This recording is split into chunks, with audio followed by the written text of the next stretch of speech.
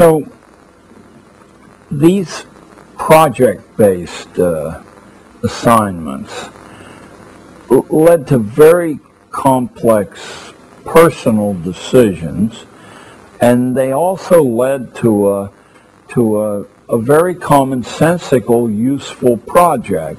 In this case, each kid would have a floor plan of an apartment, and I made it as realistic as possible by cutting floor plans of apartments out of the Sunday newspaper real estate sections, and then I would ask them to construct little colored paste-ons for chairs, for sofas, or for whatever else they wanted in the apartment, and they were to submit that to me with an itemized bill and a total sum, including sales tax, that they would require. What we quickly were able to come to the conclusion is that in most of my classes, nobody could do that.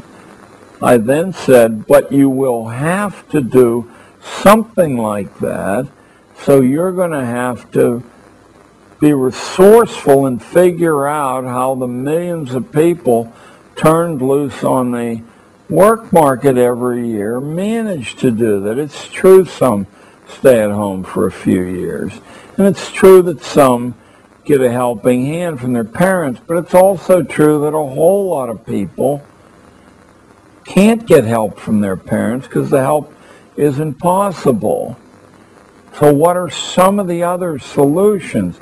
Teaming up so that 3 people share the same space cuts the costs considerably for each individual. That's certainly one thing.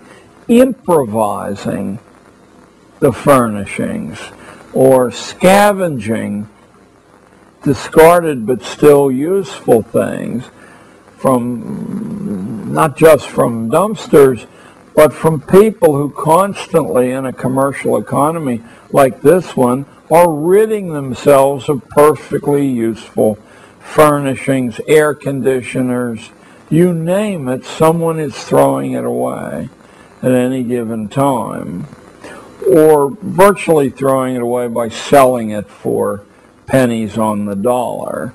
And there are regular sales organs. Now some of them are on the internet, but they're regular paper sales organs that collect these things. As I was driving up to David's today, I passed 3 lawn sales, and I quickly spotted, if I weren't 3,000 miles away, a couple of pieces of furniture that I'll bet I could have walked away for 10 or 20 bucks with, that I'd be happy to have back in New York. It's just that the airplane might not be happy to provide carriage for it. There are other projects besides this that were really outrageously successful. One of them was, this was a private one, was analyzing the characteristics of publicly accessible swimming pools. I had a girl who was interested in nothing except becoming an Olympic swimmer. Nothing at all. She had no interest in any schoolwork at all. But I said, what are the best public pools in New York City? The 5 boroughs. I mean, it's 300 square miles. And she said she didn't know. And I said, well, as a swimmer, how would you determine whether a pool was excellent or good or mediocre or bad? And what are the characteristics you'd spot?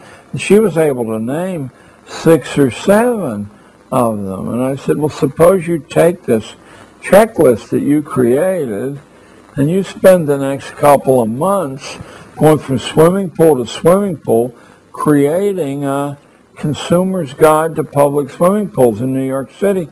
I said, I would be certain that there would be local magazines interested in paying you to print that. Maybe even a little guide that could be sold on bookstalls there. So that was outrageously successful for one person. One of the things that everyone liked to do was to shadow either their father or their mother, or occasionally an uncle or an older brother or sister at work. Shadowing means you don't say anything. You travel around with that person and you log exactly what that person is doing. Made 10 phone calls between 9 a.m. and noon. Spent an average of 3 minutes, shortest 30 seconds, longest 8 minutes. You log everything the person does in their job, and then at lunchtime or after work, you say, I saw you do this. What did this mean? I saw you talk to this person in that office, and you were visibly nervous. Why was that?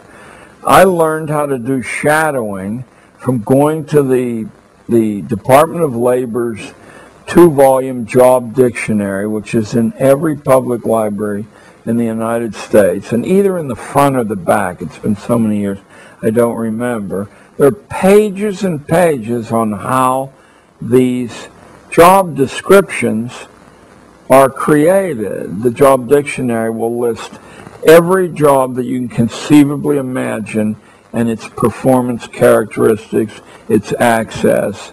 It's the kind of book that libraries buy and probably no one ever reads, to their loss, I think. But I wasn't interested in the jobs. I was interested in the methodology, because I knew I could then sell that as highly professional research work.